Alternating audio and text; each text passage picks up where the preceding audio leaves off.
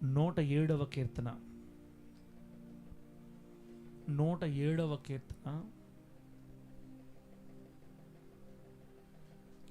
30వ వాక్యాన్ని చదువుతున్నాం, లేదా 29 చూడండి. 107వ కీర్తన 29, 30 వాక్యాలు. The book of Psalms chapter 107 verses from 30 and 31, 29 and 30. ఎవరికోసం చెప్తా సార్? ఇంగ్లీష్ నువ్వని సరే చదువు. 29 చూడండి. ఆయన తుఫానును ఆపివేయగా దాని తరంగములు అణగిపోయెను, అవి నిమ్మళమైనవని వారు సంతోషించిరి.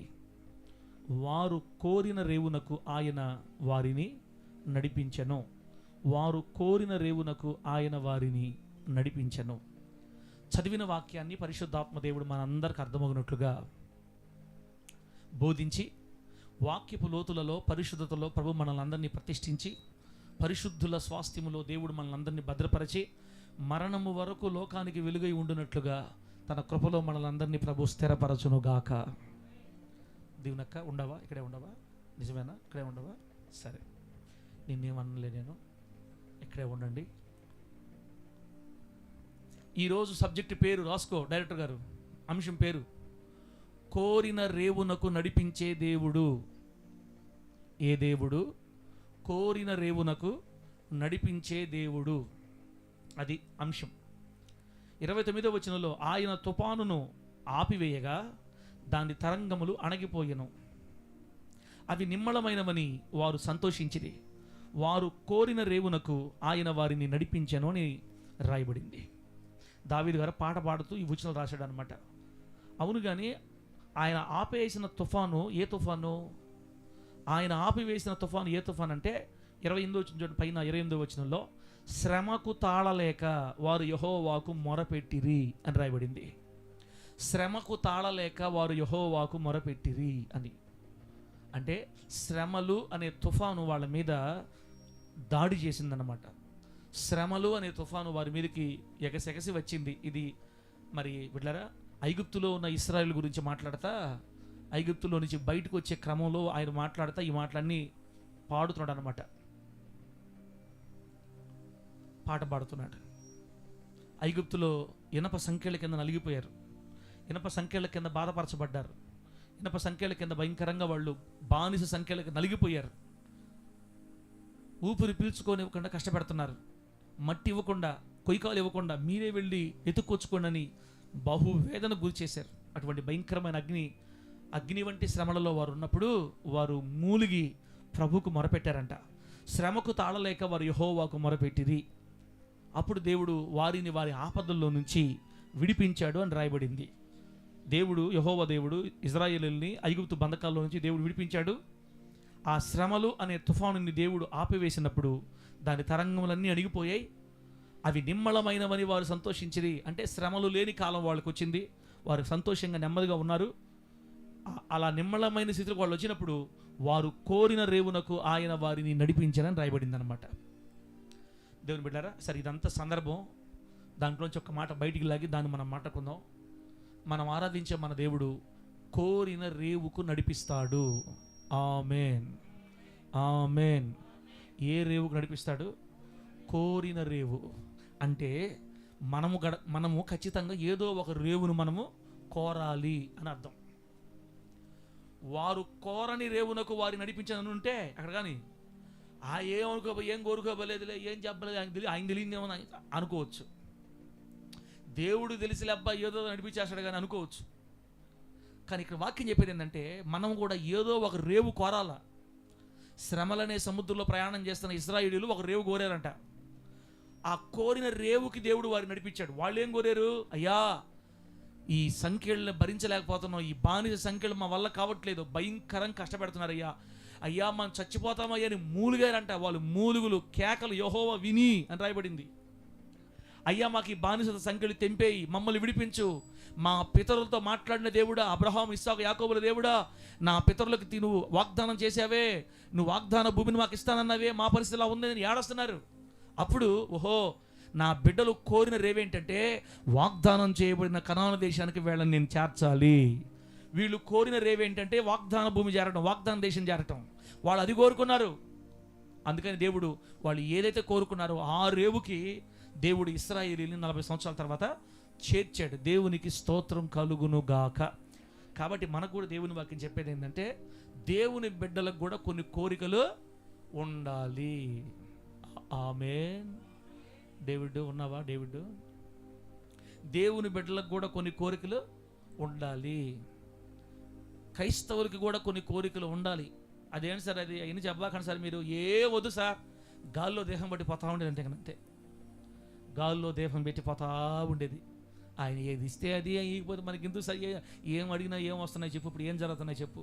ఏదో నీకు మైకి దొరికిందని ఏదో వాక్యం చెప్పాలి కాబట్టి ఏదో చెప్పేసి వెళ్ళిపోతుంటావు. కానీ మనం కోరిని అన్నీ జరుగుతాయా అని మనం అడుగున్నాం అనుకో. బైబిల్లో చాలా మాటలు రాయబడ్డాయి. నీతిమంతులు ఆశించినది వారికి దొరుకును, యెహోవా యందు భయభక్తులు కలిగే వారి కోరిక ఆయన తీర్చును అని ఉంటుంది అనమాట. మన దేవుడికి ఉండే పేరు ఏంటంటే కోరికలు తీర్చే దేవుడు. కోరికలు తీర్చే దేవుడు. కోరిన కోరికల్లా తీర్చకపోయినా కొన్ని కోరికలు మాత్రం ఖచ్చితంగా తీరుస్తాడు. అది కూడా ఆయన ఎట్లాంటోడంటే మనం అడిగినప్పుడు చేయడు. అదొకటి మళ్ళీ ఇక్కడ మనం అడిగిన టయానికి, మనం అడిగిన సమయానికి చేయడు. మనం పలానా టైం అడిగామనుకో బొక్క బారలా పడతాం. ఎందుకంటే ఆయన దేవుడా మనం దేవుడివే? ఆయన దేవుడా మనం దేవుడు? ఏమయ్యా 2029 కల్లా 5 ఎకరాలు నా చేతిలో ఉండాలా, మందిరం కూడా స్టార్ట్ అయిపోయి ఉండాలి, నీ ఇష్టం అన్నాను అనుకో. ఉండ అట్టే చెప్తా ఉన్నట్లు ఆయన. ఏంది 40 వస్తా ఉంటే ఇంకా నాకు ఇచ్చేది నువ్వు అని మనం అడగకూడదు. ఆయన్ని టయాలు మనం పెట్టకూడదు. కోరిక చెప్పాలి దేవుడితో. మనకంటూ ఒక కోరిక ఖచ్చితంగా ఉండాలి. క్రైస్తవులకు ఒక గమ్యం అంటూ ఉండాలి. క్రైస్తవులు ఒక గురి అంటూ ఉండాలి. క్రైస్తవురాలికైనా క్రైస్తవుడికైనా ఒక గురి ఉండాలి, ఒక గమ్యం ఉండాలి. నేను చచ్చిపోయే సమయానికి ఎలా ఉండాలా అనే ఆలోచన. ఒక 500 మంది విశ్వాసులతో నేను చనిపోవాలి, 500 మంది సంఘంలో నా ప్రాణం పోవాలి, 2000 మంది సంఘంలో నా ప్రాణం పోవాలి, ఆన్ డ్యూటీలో నేను వెళ్ళిపోవాలి, నా బిడ్డలందరూ నా ముందు ఏడవాలి, నా సమాధి ఘనంగా ఏం సార్ ఏం మధ్యాహ్నం సాయంత్రం పూట మాటలు నీకా? ఏందా మాటలు నీకు? సమాధి పదం లేస్తే యెహోవా భక్తుల మరణం ఆయన దృష్టికే విలువైనది. నేను చచ్చిపోయేటప్పుడు నా మరణం నీ దృష్టికి ఎట్టుండాలి ప్రభువా? ఎట్టుండాలి ప్రభువా? నీ దృష్టికే విలువైనది ఉండాలి ప్రభువా. ఏది నీ కోరిక? నీ కోరిక ఏంది? మనకేం కోరిక ఉంది? ఆత్మ సంబంధమైన కోరికలు కొన్ని ఉండాలి, భౌతిక సంబంధమైన కోరికలు కూడా మనకు కొన్ని ఉండాలి. మనం ఏ కోరిక కోరినా ఆ కోరిక ద్వారా దేవునికి మహిమ వచ్చేటట్టుగా కోరుకోవాలి మనం. ఆమేన్. గట్టి చెప్పు హల్లెలూయా. మా భార్య నాకు నచ్చట్లేదు ప్రభు, ఇంకొక మనిషిని చూడు, అట్లా అడగకూడదు మనం దేవుడు. మళ్ళా సార్ పాత నిబంధనలు అంతమంది చేసుకునేవాళ్ళు పెళ్ళి, కొత్త నిబంధన ఏంది ఒకరికే మరి దేవుడికి మనసు కూడా లేదు సార్, మరి ఏం సార్ ఇంత గట్టి చేసాడా అని అడిగాడు ఒక తమ్ముడు తెలియక. పాత నిబంధనలు ఎంతమంది చేసుకునేవాళ్ళు? 1, 2, 3, 4, 5, 10 మంది, 20 మంది. అసలు మన సొలొమోను గారికి అయితే 1000 మంది చెప్తాం కదా మీరు. సరే 1000 మంది వెళ్ళా, మరి కనీసం 2, 3 ఇస్తే కదా దేవుడు ఆప్షనా? ఒరే నువ్వు ఏందిరా నువ్వు బట్టి దేవుడు కూడా నువ్వు ఎస చెప్పేటట్టున్నా నువ్వు. ఆయన ఏది చెబితే అది మనం వినాలా. మరియమ్మ యేసు ప్రభు వారి గురించి కానా వివాహంలో ఉన్న పనులతో ఏం చెప్పింది చెప్పండి? హలో బాబు బెదరు, ఓ బెదరు, నువ్వు చెప్పింది ఆయన వినేది. ఆయన మీతో చెప్పునది చెయ్యండి. ఆయన మీతో ఏం చెబితే అదే చెయ్యండి. యేసయ్య బైబిల్లో మనకి ఏం రాయించాడో అదే మనం చెయ్యాలా. ఇక్కడ మన ఆటలు ఏం చెల్లుబాటు కావు. మన కోరికలు దేవుని మహిమపరచాలి.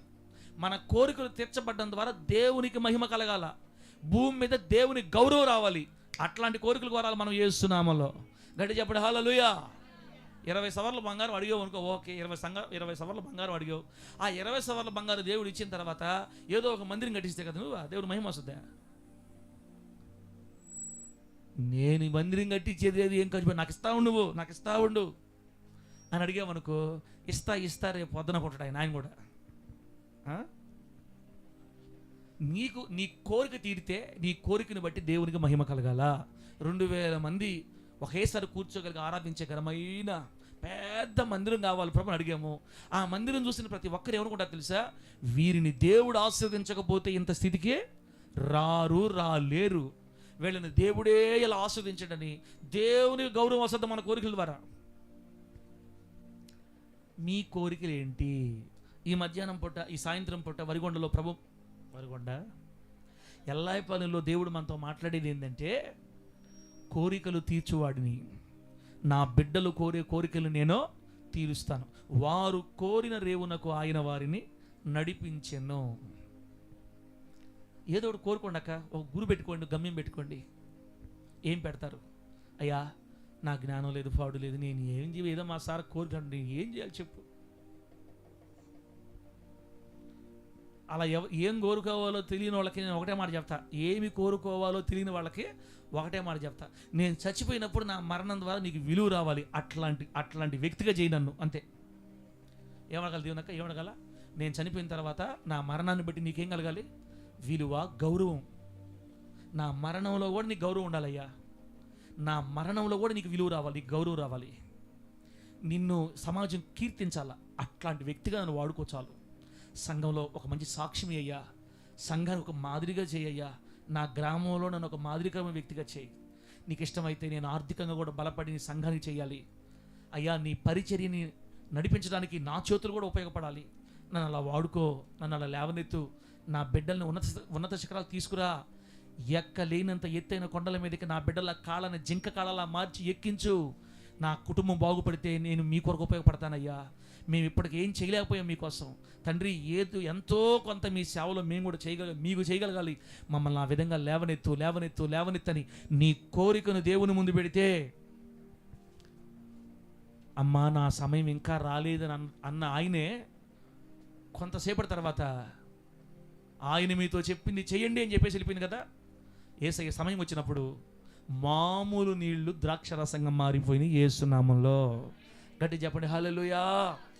నీళ్ళని ద్రాక్షరసంగా మార్చగలిగినోడు నువ్వు కోరినది నీకు ఇవ్వడా? ఇస్తాడు ఖచ్చితంగా. డేవిడ్ గురించి ఎన్నిసార్లు చెప్తున్నాను నేను, ఎన్నిసార్లు చెప్తున్నాను వాక్యంలో. ఎన్ని ఫ్లోర్లు కట్టాలి ఇక్కడ? 3. నువ్వు ఒకటి ఎక్స్ట్రా చేసావా? నువ్వు ఒకటి ఎక్స్ట్రా చేసావా? నేనైతే 2 చెప్పే ప్రస్తుతానికి. సరే నీ మాట ప్రకారం 3 వేద్దాంలే. ఆ కొడుకులు కట్టుకుంటారులే దేవుడి తర్వాత, దేవుడు ఉన్నదంతా ఇంటికి పెట్టేస్తే దేవుడు ఏం తినాలా?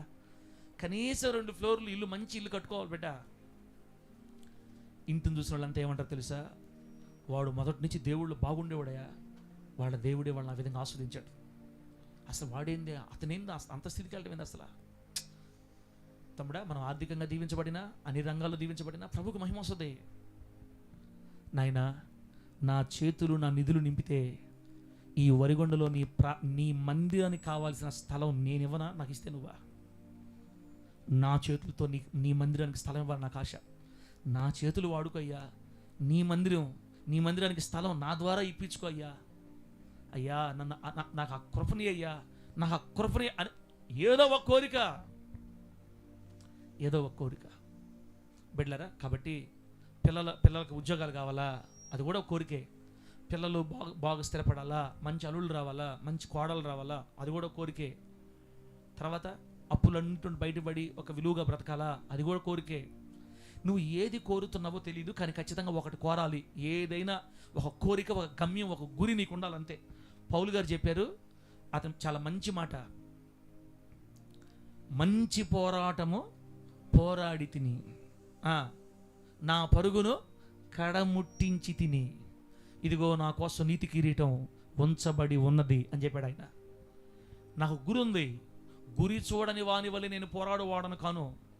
నేను గురి పెట్టుకునే పోరాడా, నేను గురి పెట్టుకునే పరిగెత్తా, నా గురిని నేను చేరుకున్నా.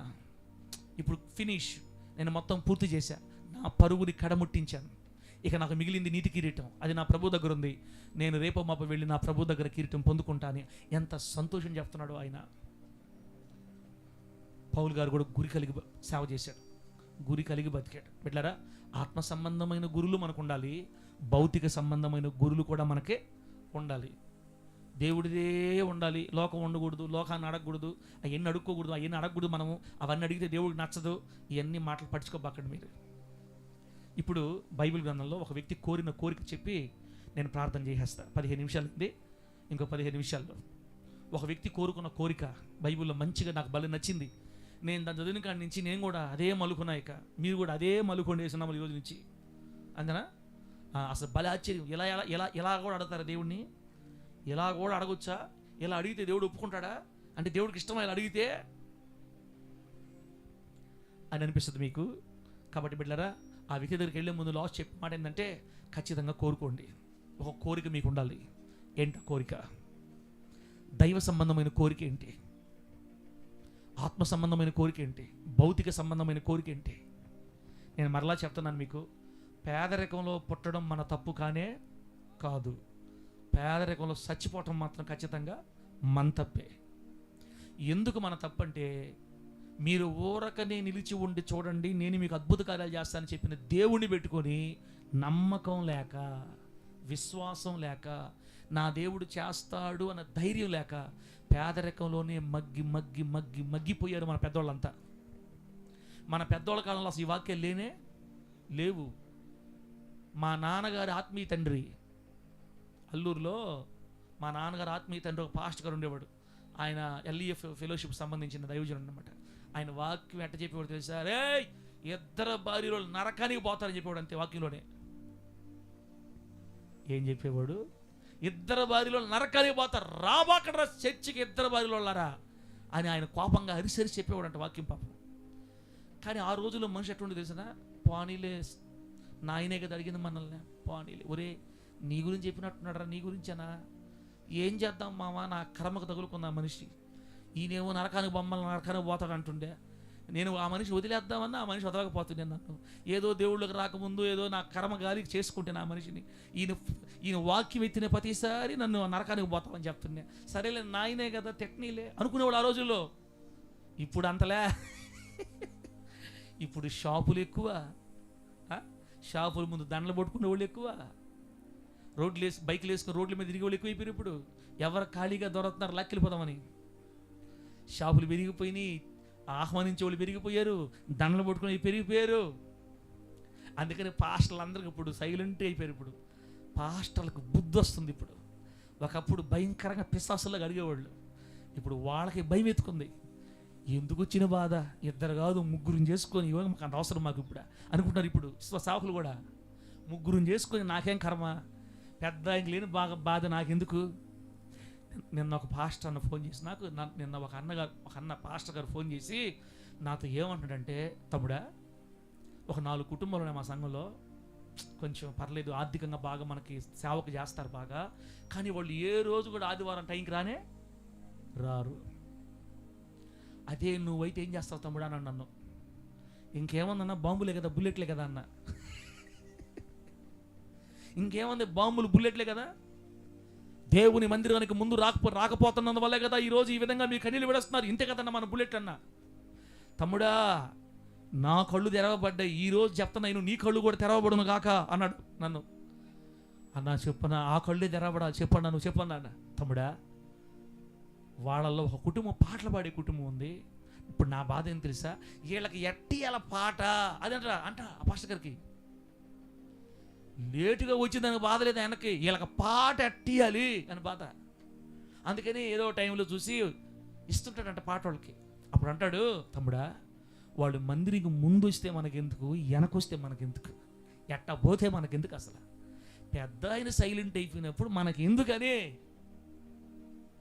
నిద్రపోతే మనకెందుకు, తూగితే మనకెందుకు. అప్పుడు నాకు అనిపించింది, ఈ రోజు నుంచి నిద్రపోయే వాళ్ళు నేను ఏమనను ప్రభువా, ఈ రోజు నుంచి అనుకున్నా నేను కూడా. అందుకే ఈరోజు నెల్లూరులో నేను ఏమనలా. ప్రభు నామాన్ని మహిమ కలుగును గాక. లేకపోతే 4-5 బొమ్మలు పడి ఉండే వీళ్ళకి. వాళ్ళు నిద్రపోతే మనకెందుకు, వాళ్ళు తూగితే మనకెందుకు, నువ్వు సైలెంట్గా వాక్యం చెప్పేసి అన్నాడు. అబ్బా పౌలన్నా నేను దేవుడు దీవించను కాక పౌలన్నా, పేరు కూడా చెప్పేసాను పో లైవ్లో. ఇప్పుడు మా అన్న ఇంటర్ ఖచ్చితంగా ఏదో సరిని మంచిదే, ఇబ్బంది ఏముంది. మనకెందుకు తమ్ముడా, ఇద్దరం చేసుకుంటే మనకెందుకు, ముగ్గురం చేసుకుంటే మనకెందుకు, ఓవర్ యాక్షన్లు ఎందుకు మనకి, బిడ్డలను బాగొట్టుకోవడం తప్ప. కత్తి వరలో పెట్టుకో ఉండేవాడినే తోడు తిప్పుకున్నాడు దేవుడు. మనకు అవసరమా? ఒకటే మాట ఏం చెప్పాడు తెలుసా, బిడ్డలారా, బిడ్డలు ఏమనాల్సిన అవసరం లేదు తమ్ముడా. వాళ్ళు నిద్రపోని ఇంటే ఎన్ని నేను అడగనయ్యా, వాళ్ళు ముందు రాని వెనక రాని వాక్యుల మధ్యలో రాని లాస్ట్లో కూడా రాని, నాకు అనవసరం అంటాడు. 50 సంవత్సరాల సేవకుడే ఈ మాట అంటే నేను ఎట్టుండాలా? నాకెందుకు ఈ నిజమే కదా ఈ మాటలు? అడిగి బుల్లెట్లు పిలిచి అందరం పోగొట్టుకుంటుంటే నిజం పెట్టారు. దేవుని ప్రేమ అనేది ఎట్లా సహిస్తుందంటే, అన్న చాలా బాగా అట్లా పాయింట్లు బాగా చెప్తాడు. మనం అట్లా చేయకూడదు, మనకు అవసరం లేదు. నిద్రపోతే వాళ్ళ ఇష్టం. నిద్రపోయిన వాళ్ళకి నిద్రపోయినట్టే ఉంటుంది, హుషారుగా ఉండే వాళ్ళకి హుషారుగా ఒకటే ఉంటుంది. వారు కోరిన రేవుకు నడిపించే దేవుడే మొత్తం చూసుకుంటాడు యేసునామంలో. గట్టి చెప్పండి హల్లెలూయా. మనం మాత్రం మన బిడ్డల్ని దీవించి పంపించేద్దాం, మనం మాత్రం మన బిడ్డల్ని ఆనందంగా పంపిద్దాం.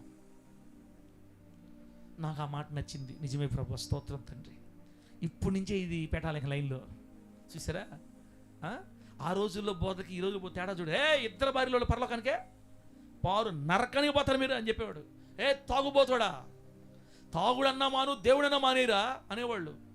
వీళ్ళు కింద కూర్చొని నన్నే కదా నాయన తిట్టేది, నేనే కదా నా కర్మగాలి అని అనుకుంటా ఉండేవాడు. ఒక్కోసారి అంట మా డాడీ చెప్పేవాడు, బిడ్డలారా ఆ ప్రాంతంలో మనం అంత బంధువులే కదా, మా బంధువులే ఆ మందిరంలో ఉండేది. ఒక్కొక్కసారి ఆ మాటలకు బాధ కలిగి వీళ్ళు ఒక వారం చర్చికి పోయేవాళ్ళు కాదంట, ఆగిపోయేవాళ్ళు అంట. ఎప్పుడైతే చర్చికి పోయారో నెక్స్ట్ సోమవారం మంగళవారమో పాస్టర్ గారు పెద్దవాళ్ళు ఇద్దరు వచ్చేసేవాళ్ళు ఇంటికి. రే సుబ్బారావు ఏమి చర్చికి రాలేదు? ఏం లేదులే నాయన, ఏం లేదులే, ఏదో పనిపడిలే నాయన ఈరోజు. రే అబద్ధాలు చెప్పకు, నువ్వు ఎందుకు రాలేదని నాకు తెలిసిందిలే, చెప్పు. ఏం లేదులే నాయన, ఏం లేదులే నాయన, ఏం లేదులే నాయన. నేను అన్నాననే కదా నువ్వు తాగుతున్నావని, నువ్వు తాగుడు పోతాడా, నువ్వు పరలోకానికి పో అనిందని కదా అబద్ధం చెప్పు. అది కాదులే నాయన, అయినా కానీ నువ్వు అందరిలోనే వేస్తావు నాయన, నువ్వు అందరిలో అడిగేస్తావు. అది కూడా ఇతర వారు కూడా పరలోకాన్ని పడ్డా ఆ మామ బాధపడ్డామన్నా, ఇప్పుడు నన్ను తాగుపోతారు పరలోక. ఏం చేద్దాం, అందరు నా సాయి చూసారు నాయన, అందరు రే ఏం కాదులే, తండ్రిని కదా ఏదో కాపురం మాట్లాడి ఇంక సరేలే అట్టేలే. ఇప్పుడు నాకేమనిపించిందంటే, అడగడం ఎందుకు, బతిలాడుకోవడం ఎందుకు? అడగడం ఎందుకు, పోయి బతిలాడుకోవడం ఎందుకు? బిడ్డలారా నేనేదో సేవలో మనం రాజీ పడిపోయి భయపడిపోయి కాదు. ఇవి 2000 సంవత్సరాల క్రితం మన యేసయ్య చేసిన సేవ చేయాలి. మనం యేసునామంలో మన సేవ ఎవరిలాగా ఉండాలి? యేసయ్యలాగా ఉండాలి. బాప్తిస్మిచ్చి యోహాన్ గారి సేవ వేరు, యేసయ్య చేసిన సేవ వేరు. బాప్తిస్మిచ్చి యోహాన్ గారి సేవ ఏంటో తెలుసా? సర్ప సంతానమా అంటాడు, సున్నము కొట్టిన సమాధి అంటాడు. ఆయనంతా షార్పు తెగ నరకతాడంతే. అందుకే ఆయన ఎవరైనా మీరు భోజనానికి పిలిచినట్టు చూసారా బైబిల్లో? బాప్తిస్మిచ్చి యోహాన్ గారిని ఒక్కరు కూడా ఇళ్ళకి భోజనాలు పిలవాల అంటే తప్పని కాదు, అది వాళ్ళ ప్రతిష్టత, దేవుడు వారిని వాడుకున్న విధానం, ఆ రోజుల్లో ఉన్న పరిస్థితులు ఆ ప్రజలకు సరిపోయింది. అలా వాళ్ళు ఆయన వాడబడ్డాడు. ఆయన ఎదురు రావాలంటే భయం. ఎదురు వచ్చాడనుకో, చర్చకొచ్చాడైనా ఏమే ఉద్యోగం వచ్చిందని మళ్ళీ కొవ్వి కింద నీకు ఎట్టే ఉంటాడు అంతే. గడగడ ఉనికేవాడంట బాప్తిస్మిచ్చి యోహాన్ గారు చూస్తే. అదే యేసు ప్రభు చూశారు అనుకోండి, యేసు ప్రభు వచ్చారనుకోండి, సుంకరులు పాపులు కూడా వచ్చి ఆయన పక్కనే కూర్చుంటారంట. సుంకరులు పాపుల స్నేహితులని పేరు పడింది యేసయ్యకి. పాపులతో కలిసి భోజనం చేసేవాడంట. ఆ సేవ కదా మనం చేయాల్సింది యేసునామములో. పాత నిబంధన సేవ చేసి ఇప్పుడు దాకా గందరగోళం చేసుకుంటే, నా ప్రభు అయిన యేసయ్య మన నేత్రములు తెరుచునుగాక. పాపులు కూడా దైవజనుడితో డేర్గా వచ్చి మాట్లాడాలి యేసునామములో అంతే. నిన్న రాత్రి సినిమా చూసి వచ్చినప్పుడు కూడా వచ్చి కూర్చోవాలి మందిరంలో. వాడిని పట్టుకుంటుంది వాక్యం ఏదో ఒక రోజు. యేసయ్య ప్రేమ వాడిని ధ్వంసం చేయాలి యేసునామములో అంతే. యేసయ్య ప్రేమ వాడి గుండెని నరకాల. వాక్యం నరకూడదు, యేసయ్య ప్రేమ నరకాలి.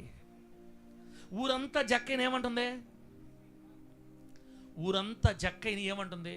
పాపి అయిన మనుషుడు అంటున్నారు బైబిల్లో. కాబట్టి నీట్గా క్లియర్గా మంచిగా తిట్టినట్టు రాశారు. అట్ట కాదు, మన మామూలు లాంగ్వేజ్లో పోతే ఇంక మన చెప్పబల్లే వాడా ఈడా వాడు అట్లాటోడు ఇటట్టోడు భయంకరంగా తిట్టుంటారు ఆయన్ని.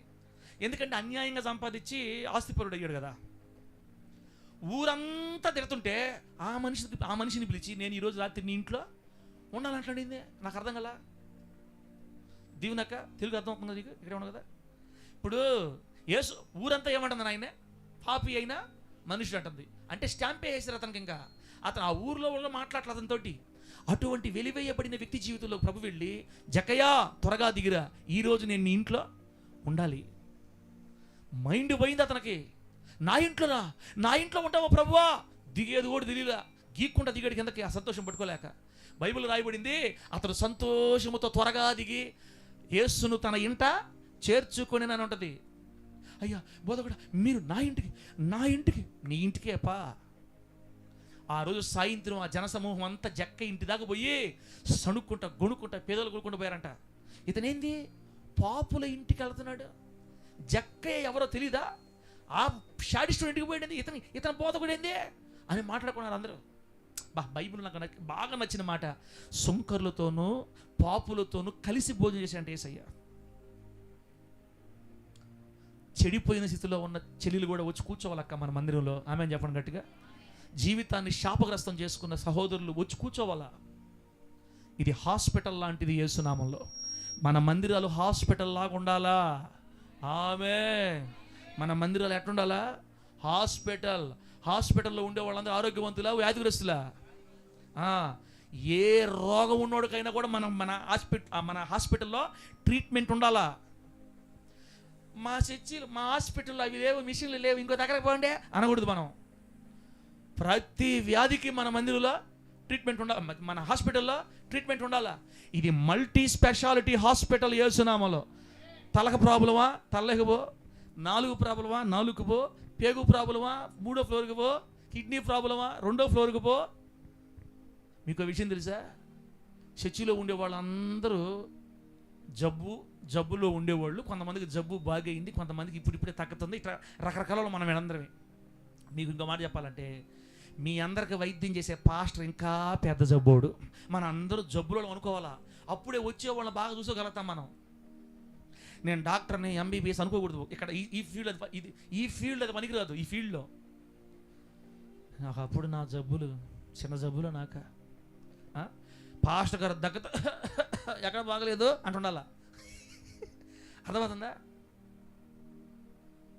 ఎంబీబీఎస్ అయితే డాక్టర్ ఫోజు కొట్టాడు అనుకో, ఇంకొకరు రాదు హాస్పిటల్కి. వాసన వస్తుంది అన్నాడు అనుకో డాక్టరు, ఇంకా ఆ పేషెంట్ వస్తాడు. నా పేషెంట్ వాసన వస్తుంది కాబట్టి కదా హాస్పిటల్కి వచ్చింది పేషెంట్. బిడ్డలారా, నేను ఏమంటున్నానంటే, ఇది హాస్పిటల్. అనేక వ్యాధిగ్రస్తులు రావాలి, వచ్చిన వాళ్ళు బాగుపడి వెళ్ళాలి యేసునామంలో. మరలా ఏదన్నా ఇప్పుడు బాగుపడితే మళ్ళీ జబ్బు రాదనా? ఒకసారి హాస్పిటల్కి వస్తారు, బాగయింది, సంతోషంగా బయటకు వెళ్ళిపోయి మళ్ళీ జబ్బు రాదా? ఏదో జలుబు, జ్వరమో, దగ్గు, కిడ్నీ జబ్బు, కిడ్నీ గుండె నొప్పి ఏదో వస్తుంది, మళ్ళా రావాలి హాస్పిటల్కి. మందిరాలు హాస్పిటల్ మాదిరిగా ఉంటేనే ఆత్మలు గుంపులుగా మన సంఘానికి వస్తారు. కాబట్టి నేను ఒకటే డిసైడ్ అయిపోయా, యేసయ్యలాగా చేయాలి సేవ. ఇక యేసునామంలో ఎవరిలా చేయాలి సేవ? ప్రేమ్ కుమార్ మన ఊర్లో చేయాలి సేవ. ఏలి ఆత్మను పంపు నాయన హల్లెలూయా అనకూడదు. మనం వద్దు, మనకు వద్దు ఏలి ఆత్మ. మనకు ఏలి ఆత్మలొద్దు, ఎలీషా ఆత్మలొద్దు. ఎలీషా ఏం చేశారు తెలుసా? డైరెక్టర్ గారు ఉండవా? ఎలీషా గారు ఏం చేశారు? నేనే దైవజనుడిని అయితే అగ్ని ఆకాశం దిగి వచ్చి నిన్ను 50 మంది దహించక కావాలి లోయ అన్నాడు. అంతే, ఆకాశం నుంచి అగ్ని దిగి కాల్చేసింది అందరినీ. ఈ విధంగా చర్చికి వచ్చే వాళ్ళందరి మీదకి అగ్ని దింపి కాలుస్తున్నాం అనుకో, ఒరే స్వామి పోరాలు ఆయన అగ్ని తెచ్చుతున్నాడా? వాక్యంలోనే అడిగేస్తాడయా మరీనా ఆ పాస్టర్. యేసయ్య ఎందుకో అగ్ని దింపలా ఈ రోజు కూడా. ఆయన భలే మాట్లాడేవాడనా. నాకు ఎందుకు నా కళ్ళు యేసయ్య మీద బాగాలేదో తెలియదు. మందంతా పాత నిబంధన పట్టుకొని ఎలీషా ఆత్మ, ఏలియా ఆత్మ. పాట కూడా ఏం పాడని చెప్పండి? పాట కూడా మహారోషం గల దేవుడా ఏదో పాట. ఏలియా గారి గురించి, ఎలీషా గారి గురించి పాట రాసేవాళ్ళే, తప్పులేదులే, రాసుకోవచ్చు.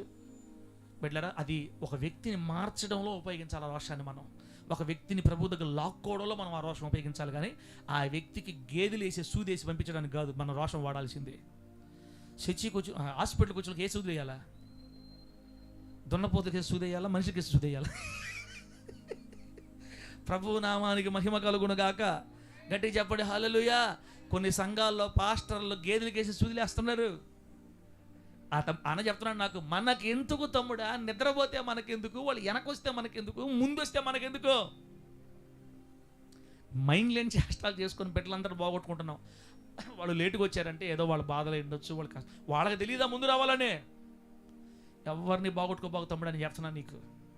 దేవానికి వందనాలు తండ్రి. నిజంగా అట్లాగా బిడ్డరా, ఎక్కడికి స్టార్ట్ అయ్యి ఏడకపోయిందో, నాకు ఏడున్నామో, ఏ పక్క నుంచి తిరిగిందో, కోరిన రేవు దగ్గర స్టార్ట్ చేసి హాస్పిటళ్ళు, గేదెలు, ఇంజక్షన్ దాకా వచ్చాము. సరేలే, ఉపయోగపడి ఉంటాయి ఎవరో ఒకరికి. రేపు లైవ్లో విన్నా కూడా కొంతమందికి ఉపయోగపడతాయి. దేవుడి మాటలు మనకు ఆశీర్వాదకరంగా మార్చి వర్ధిల్ల చేయను గాక. చెప్పండి గట్టిగా హల్లెలూయా. మన దేవుడు ఎవరు? కోరిన కోరికలు తీర్చే దేవుడు, కోరికలు తీర్చు దేవుడు, లేదా కోరిన రేవుకి నడిపించే దేవుడు. మనం ఏం మాట్లాడుకున్నామంటే, ఖచ్చితంగా ప్రతి విశ్వాసకి కోరికలు ఉండాలి, గమ్యం ఉండాలి, గురి ఉండాలి. గురి లక్ష్యం పెట్టుకుని మనం పనిచేయాలి. లక్ష్యం లేకపోతే పడిపోతామని రాయబడిన సంఘం బైబిల్ కూడా. ఇప్పుడు నేను మీకు ఆయన ఏమని ప్రార్థన చేశాడో, ఏం అడిగాడో, ఏం కోరుకున్నాడో మనకు తెలిసిన వ్యక్తే. ఒకసారి చెప్పాను మీకు నేను. మొదటి దినవృత్తాంతాల గ్రంథం 4వ అధ్యాయం 9వ వచనం 10వ వచనం చదివేసి నేను ఇంకా ఆపేస్తాను. మొదటి దినవృత్తాంతాల గ్రంథం 4వ అధ్యాయం 9వ వచనం 10వ వచనం ఏం రాయబడిందంటే, యెబ్బేజు తన సహోదరుల కంటే ఘనము పొందినవాడై ఉండెను. వేదన పడి ఇతనిని కంటినని అతని తల్లి అతనికి యెబ్బేజు అని పేరు పెట్టెను. యెబ్బేజు ఇజ్రాయేలీల దేవుని గురించి మొరపెట్టి, ఇదిగో చూడండి అడుగుతున్నాడు ఇప్పుడు ఆ మాట. ఇప్పుడు అడుగుతున్నాడు యెబ్బేజు దేవుణ్ణి, నీవు నన్ను నిశ్చయముగా ఆశీర్వదించి, 1, నా సరిహద్దును విశాలపరచి, 2, నీ చెయ్యి నాకు తోడుగా ఉండ దయచేసి, 3, నాకు కీడు రాకుండా దానిలో నుండి నన్ను తప్పించుము అని ప్రార్థింపగా. 4 అయిపోయినాయి. ఇప్పుడు దేవుడు అతడు మనవి చేసిన దానిని అతనికి దయచేసెను. దేవునికి స్తోత్రం కలుగును గాక. చెప్పండి గట్టిగా హల్లెలూయా. యెబ్బేజు అడిగిన దానిని దేవుడు అతనికే, తెలుగోళ్ళు చెప్పండి త్వరగా, తెలుగోళ్ళు చెప్పండి. ఆ యెబ్బేజు అడిగిన దానిని దేవుడు అతనికే దయచేసెను అంటే, యెబ్బేజు కోరిన రేవుకు ఆయన దేవుడు నడిపించెను అని అర్థం. యెబ్బేజు కోరికను దేవుడు తీర్చెను అని అర్థం. దేవుడు యెబ్బేజు కోరిక తీర్చిన దేవుడు నీ కోరిక గ్యారెంటీయా? చెప్పు, నా కోసం చెప్పాక దేవుడు, నిజం చెప్పు దేవుడు. యెబ్బేజు కోరికను తీర్చిన దేవుడు నీ కోరిక తీరుస్తాడా? తీర్చడా? తీరుస్తాడు. యెబ్బేజుకే దేవుడా? మనకు కూడా దేవుడా? మనకు కూడా దేవుడే. ప్రేమ్ కుమార్కి కూడా దేవుడే. దీవెనకి దేవుడే. దేవుడికి దేవుడే. భూమి మీద ఉన్న సకల ప్రజలకి ఆయన దేవుడే. యేసుక్రీస్తు అందరికీ ప్రభువు అని రాయబడింది బైబిల్లో. బిడ్డలారా, యెబ్బేజు అడిగినట్లుగా మనం ఎందుకు అడగలేకపోతున్నాం? మనకి ఏమని బోధించారో తెలుసా? మీ సుఖభోగాల నిమిత్తం అడగొద్దని బైబిల్లో ఉంది. మీరు అడిగినా కూడా సుఖభోగాల కోసం అడుగుతారు మీరు, అందుకే దేవుడు మీకు ఇవ్వట్లేదు అని వాక్యం చూపిస్తారు మనకి. ఆ వాక్యం చూసి భయం వచ్చేస్తుంది. వారు నాయన దేవుని ఏమడిగినా కూడా తప్పేది, మనకెందుకు వచ్చిన బాధ నాయనా.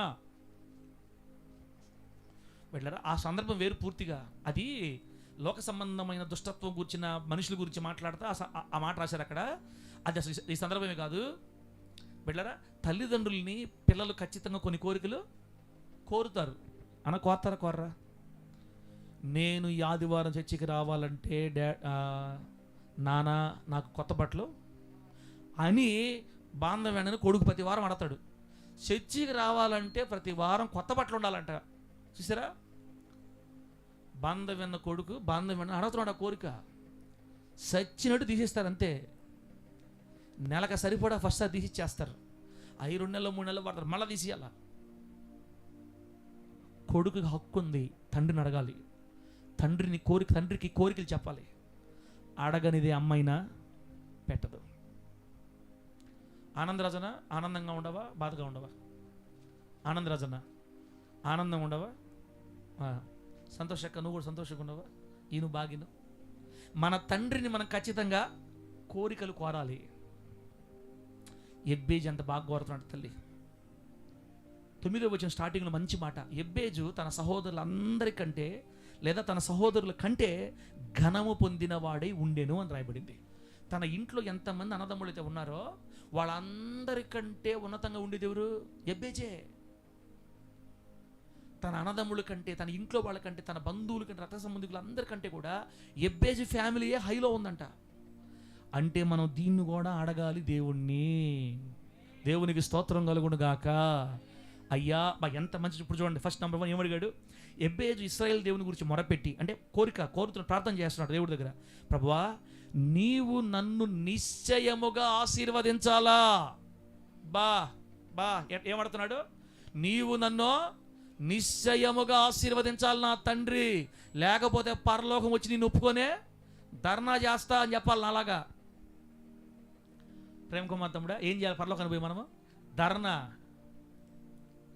యమలోకంలో పోయి ధర్నా చేశారే సినిమాల్లో కొంతమంది పోయి. ఏమన్నా సినిమాలు అయ్యా, యముడికి ఇరుదు తిరిగి అందరూ పోయి యమలోకంలో ఒక పార్టీ చూసారా? అంటే కల్పిత కథలే చూసేదానికి బాగుండాయి. అవి చూసి నాకు కూడా వచ్చింది. నన్ను కానీ నువ్వు ఆస్వాదించలేదంటే పరలోకంలోకి వచ్చి ధర్నా చేస్తాను నేను కూడా. ఎందుకు పిలిచావు నన్ను సేవకి? మన చేత అడిగించుకునేంత చేత కాని వాడు మన దేవుడు కాదు. ఆయన తన బిడ్డల్ని ఆశీర్వదించడంలో, నాకు నచ్చిన మంచి మాట చేత బిడ్డ, మీరు గుండెలో తీసుకోండి ఈ మాట. మీరు గుండెల్లోకి లోపలికి కిడ్నీలో కూడా వెళ్ళిపోవాలి. యేసునామములో ఈ మాట. ఎక్కడికి వెళ్ళిపోవాలి? గుండెలు దాటి కిడ్నీలో కూడా వెళ్ళిపోవాలి. ఈ మాట చూసి పెట్టుకోండి. ఈ మాట ఏంటంటే, తన సేవకుల క్షేమమును చూచి ఆనందించు యెహోవా అని రాయబడింది. మన దేవుడు ఎవరా? తన సేవకుల క్షేమాన్ని చూచి ఆనందించే దేవుడు. మనుషులేమో మన క్షేమాన్ని చూసి బాధపడతారు. మనుషులు మన క్షేమాన్ని చూసి కుళ్ళుకుంటారు, అసూయ పడతారు. అబ్బో, మనోడికి పెరిగింది, మనోడికి చెయ్యి వాసింది, ఉంగరం ఏలు ఆసింది, ముక్కు ఆసింది అంకి, చెవులు ఆసే ఇంకి, మెడ వాసింది అని చెప్తుంటారు మనం చూసి. బంగారు దండ వేసుకున్న తప్పే, ఉంగరం పెట్టుకున్న తప్పే, కొత్త ప్యాంట్ వేసుకున్న తప్పే, మనుషుల దృష్టిలో అన్నీ తప్పే. మీకు మంచి మాట చెప్పమంటారా? మనం కొంచెం కలకలగా ఉన్నాం అనుకో, బాగా ఆశీర్వాదం ఉన్నాం అనుకో, మన గురించి మంచిగా మాట్లాడతారు అని మీరు అనుకుంటున్నారా? ఏం చేశాడో, ఏడగొట్టాడో డబ్బు. మొన్నటిదాకా వాడికి తినడానికి తిండి లేకపోతే వాడికి అంత డబ్బు నుంచి వస్తుంది. ఏం చేశాడో, ఏ బ్యాంక్ కొట్టాడో, లేకపోతే అప్పు తెచ్చుకొని 2 లక్షలు లోన్లు తెచ్చుకుంటాడు డబ్బు అంతా. ఆ సొక్క, ఆ ప్యాంట్ ఆయనకి అవసరం, జీన్స్ ప్యాంట్లు ఆయనకే. ఆ పాస్టర్కి జీన్స్ ప్యాంట్లు అవసరం. చూసారా? మనం కళగా ఉండేమనుకో, లోకం మనల్ని దూషిస్తుంది. పాణిలే పాపం ఉండదా, కష్టపడ్డారు, దేవుడు వాళ్ళు దీవించినట్టున్నాడని ఎవరిని గురించి అనుకునే రోజులు కాదు ఇవి బిడ్డలారా. సరే, ఒకవేళ ఆ లోకానికి మనం భయపడి చినిగిపోయిన సొక్కాలు బాగా కుట్టుకొని ఐరన్ చేసుకొని వేసుకున్నాం అనుకో, 14 సంవత్సరాల తర్వాత కూడా చినిగిపోయిన సొక్కా వేసుకుంటాడంటే వీళ్ళు ఏ పాపం ఉందో చూసారా? 14 సంవత్సరాల తర్వాత కూడా చినిగిపోయిన బట్టలు వేసుకుంటాడంటే వీళ్ళు ఏ పాపం ఉందో ఈ పాస్టర్లో. 20 సంవత్సరాలు చర్చికి పోతున్నారు ఈ విశ్వాసులు, వాళ్ళ జీవితాలే మారలా. ఆ సైకిల్ బాలా, ఆ డక్కు బండి బాలా. ఏం పాపం ఉందో ఏమో. ఆ చర్చికి పోయే వాళ్ళంతా దరిద్రులు అయిపోయి అట్ట కూడా అంటారు. మళ్ళా ఏవి లేకపోతే దరిద్రుడనే, అన్నీ ఉంటే ఎక్కిందిడికనే, వాసింది మెడ వాసింది అంటుండే. కాబట్టి మనుషులు మనల్ని ఏ కోణంలో కూడా మంచి అని అనరు. అయితే మనం ఆరాధించే దేవుడు ఎవరో తెలుసా? మనము క్షేమంగా ఉండడం చూసి ఆనందిస్తాడంట. ఎంత మంచి మాట మాట. తన సేవకుల క్షేమమును చూచి ఆనందించు యెహోవా. అందుకే మనము కోరాలి, దేవుణ్ణి కోరుకోవాలి. ఏం కోరుకోవాలి? నా దేవా యెహోవా, నా యేసయ్యా, నీవు నన్ను నిశ్చయంగా ఆశీర్వదించాలని అడగాలి మనం దేవుణ్ణి. నీవు నన్ను నిశ్చయంగా ఆశీర్వదించాలి. దేవుడు ఏమనగాలి దేవుణ్ణి? ప్రభువా, నువ్వు నాకు గ్యారంటీగా, మా పాస్టర్ మా సార్ మాట మీద ఎన్ని అంతస్తులు 2 3 సరే 3 ఇచ్చాలే దేవుడు. అన్నను ఫాలో నువ్వు ఇక్కడి నుంచి. నాయనా, నీవు ఏం చేస్తావో నాకు తెలీదు, నిశ్చయముగా నీవు నన్ను ఆశీర్వదిస్తే నా సహోదరుల కంటే నేను ఘనము పొందిన వాడుగా నీ కోసం బతుకుతా. ఆమేన్ చెప్పండి గట్టిగా. గట్టి చెప్పు హల్లెలూయా. 100 150 అయినా 150 400 అయినా మనం అడిగి తీరాల్సిందే ఈ మాట. అడగకపోతే నీ కర్మ, ఇంక నేనేం చేయలేను. ఎబ్బేజు అడిగాడమ్మా దేవుణ్ణి. అడిగాడు కాబట్టి అతడు మనవి చేసిన దానిని ఎబ్బేజుకు దేవుడు ఇచ్చాడంట. అన్నా, అడిగేదానికి ఏం పోద్దనా? ఏం ఖర్చు లేని పని కదా అడిగేది. నువ్వు అడుగు పొందుకొని దేవుడు చెప్పాడు. అడుగుడి మీకు ఇవ్వను అన్నాడా? అడుగుడి మీకు ఇవ్వను అనలా, అడుగుడి మీకు ఇవ్వబడును. మొదటిది ఆశీర్వాదం అడగాలి దేవుడిని మనం. భౌతిక సంబంధమైన ఆశీర్వాదం అడగాలి, ఆత్మ సంబంధమైన ఆశీర్వాదం అడగాలి.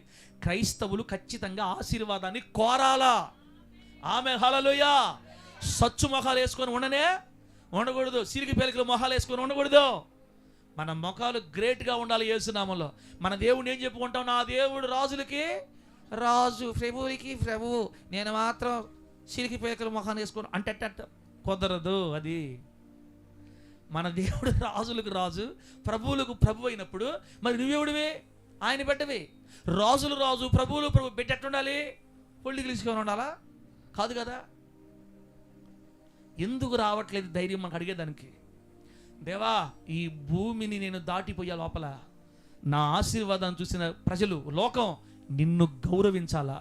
వారు ఆరాధించే దేవుడే వారు నా విధంగా ఆశీర్వదించడని, నన్ను బట్టి ఈ భూమి మీద నీకు మహిమ గౌరవం రావాలి.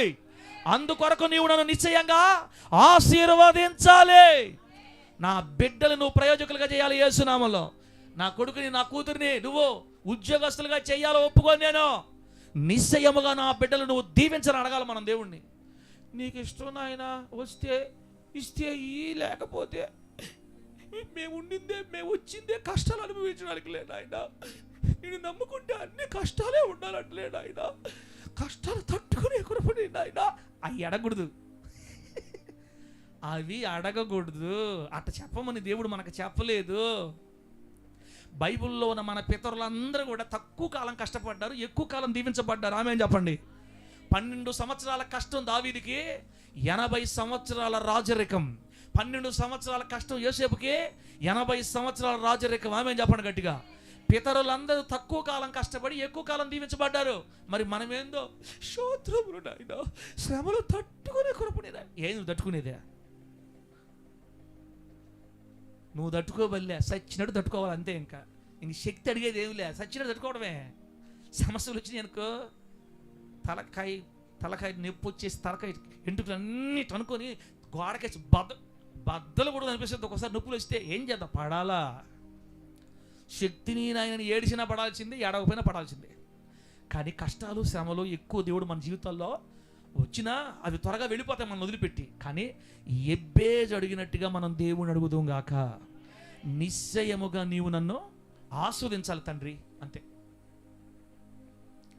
5 ఎకరాలు ఈగిపోతే పరలోకంకి వస్తే మాత్రం ధర్నే అనాలంతే. నేను కావాలని ప్రతి వీడియోలో చెప్తున్నా ఈ మాట. నా దేవుడు ఎంత నమ్మదగిన దేవుడు అంటే, ఇట్లా చెప్తుంటే యేసయ్యకి భలే సంతోషం తెలుసా మీకు? ఎట్లా చెప్తుంటే లేని వాటిని ఉన్నట్టుగా ఊహించి చెప్తుంటే ఆయనకి ఎంత సంతోషం తెలుసా? ఒరే, నీకు ఎందుకు భయం రావట్లేదు అంటే, నేనంటే నీకు అంత నమ్మకం ఉందా? ఒరే, నేను నీకు చేస్తాననే కదా నువ్వు ఇంత ధైర్యంగా చెప్తున్నావు. ఏంది కొడక నీకు ఇంత నమ్మకమా మై సన్? ఇంత విశ్వాసమా నేనంటే నీకు? ఆయన ముసి నవ్వులు నవ్వుతాడు. ఎవరా? రాజులకి రాజుని పెట్టుకొని 30 అంకణాలు చాలు, 30 అంకణాలు తెచ్చే, 30 అంకణాలు తినడానికి చాలదు. ఇంకేం ఏం చేసుకుంటావు నువ్వు? 30 అంకణాలు తెచ్చే. భూమి ఎవరిది? ఆకాశం ఎవరిది? భూమి నాది, ఆకాశం నాది, అందులో ఉన్న వెండి బంగారాలు నావని చెప్పాడు దేవుడు. భూమియు అందున్నవంతయు నావే అన్నాడు. ఆయనదైతే మన కదా, ఆయనదైతే మనదే, మన తండ్రిది, మన డాడీని అడుగు, కోరుకో, తప్పు లేదు అడగటం. ఎందుకు అడగాలంటే భూమి మీద మనం ఆయనకి మహిమకరంగా బతకాలి కాబట్టి డాడీని అడగాలి. అడుగు బిడ్డ, ఈరోజు నుంచి గురి పెట్టుకో. నీవు కోరిన రేవుకు నా దేవుడిని ఖచ్చితంగా నడిపిస్తాడు యేసునామములో. బట్ బిడ్డరా, మొదటిది ఆశీర్వాదం అడగాలి. ఆపేస్తాను అనుకున్నానా? అయిపోయిందా? వెళ్ళిపోయింది, బయటికి పైకి వెళ్ళిపోయింది. ఇంకా రెండోది, నా సరిహద్దులు నువ్వు విశాలపరచాలి అని అడిగాడు. మళ్ళీ రెండోది అన్నా, మొదటిది ఆశీర్వాదం అడిగాడు తల్లి, రెండోది ఆశీర్వాదాన్ని ఇంకా ఎక్కువ చెప్పిన అడుగుతున్నాడు. ఇప్పుడు సరిహద్దులు విశాలపరచడం అంటే, ఇప్పుడు 1 ఎకరా ఉంది, వచ్చే సంవత్సరం మళ్ళీ 2 ఎకరా కావాలా?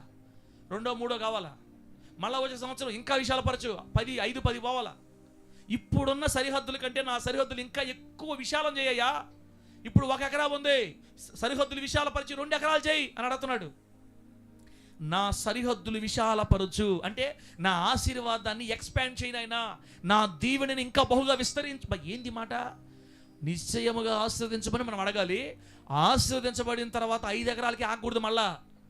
అంటే పాస్టర్ నువ్వు వదలవా దేవుణ్ణి? ఇప్పుడు 5 ఎకరాలు వచ్చినాయి అనుకో, ఇంక చాలు లేఫ్రా అనకూడదు. మళ్ళీ అక్కడి నుంచి నా సరిహద్దులు ఇంకా విశాలపరచు నాయన.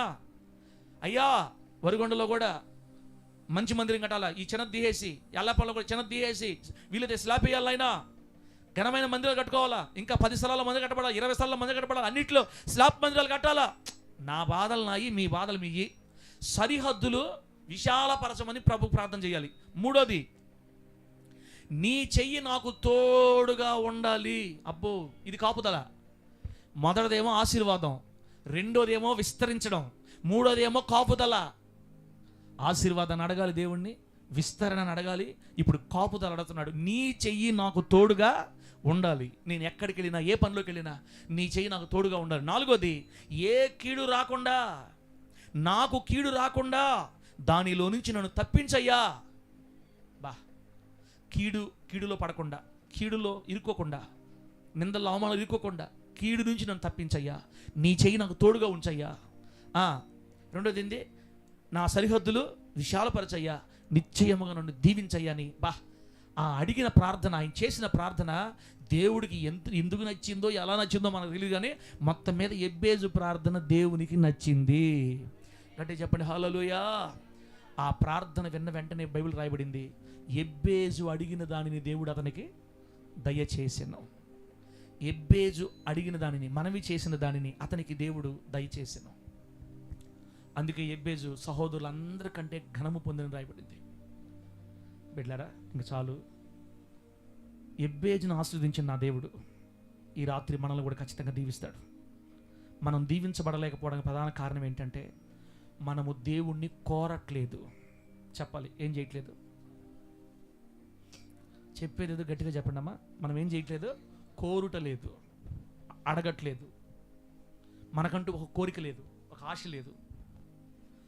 దేవుని బిడ్డ తెలుసో తెలియక జరిగిపోయింది, కానీ ఒకవేళ ఏమి లేకపోతే అడిగితే అనుకుంటాడేమో, అడిగితే దేవుడు ఏమనుకుంటాడు అనుకోపాకండి.